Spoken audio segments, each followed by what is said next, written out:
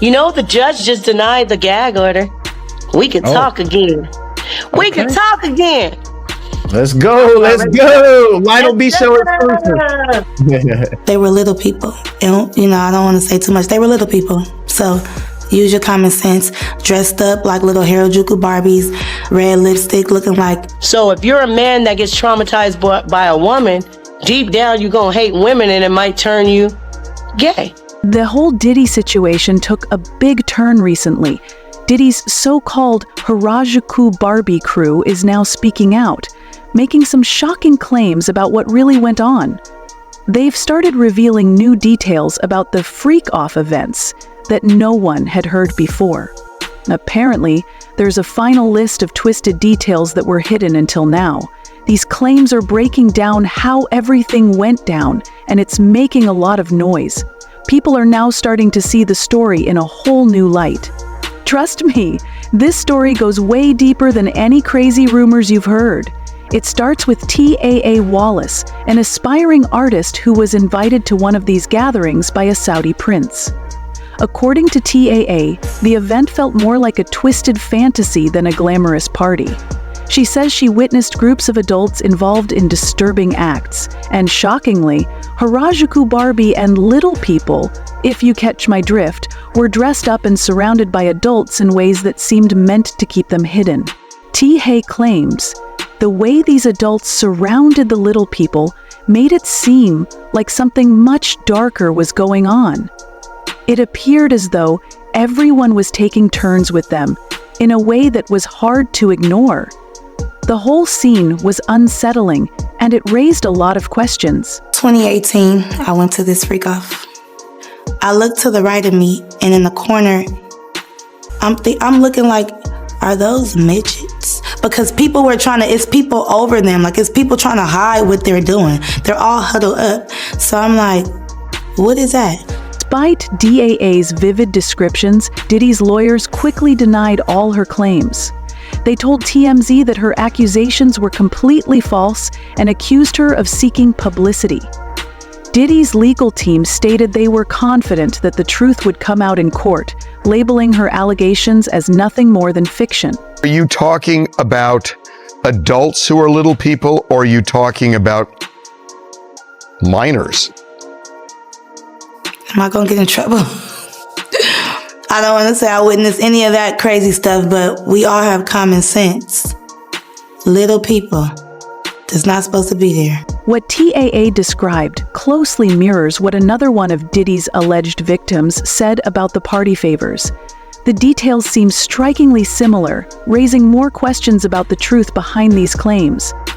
I Can Speak, another victim, former adult film actress Adria Anish, also shared her harrowing experiences. Adria revealed that federal authorities had uncovered tapes of her at Diddy's events. These tapes reportedly involved not only celebrities, but also high-profile political figures. While she didn't name anyone specifically, she hinted that the footage could include politicians, royalty, and foreign princes. Yet you knew children were there. You knew these parties were not okay. They weren't freak-offs. They were satanic ritual.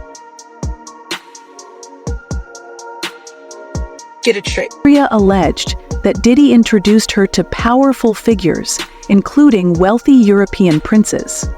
According to her, these royal attendees were not just there to watch, but were allegedly involved in the freak-off activities. The others are from European countries and of a royalty. Very royal. Very royal.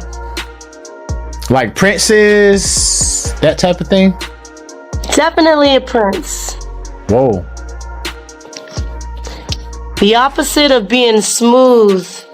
If you have smooth arms as opposed to hairy. One of the most disturbing revelations Adria shared involved Diddy's mother Janice Combs and a music mogul. According to Adria, they took things to a new level by involving a girl in disturbing acts.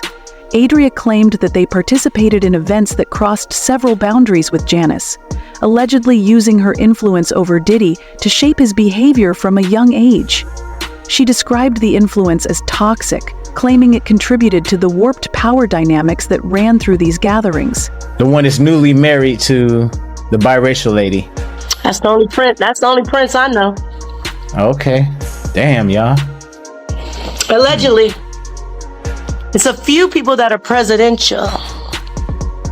A few. So it was more than one president.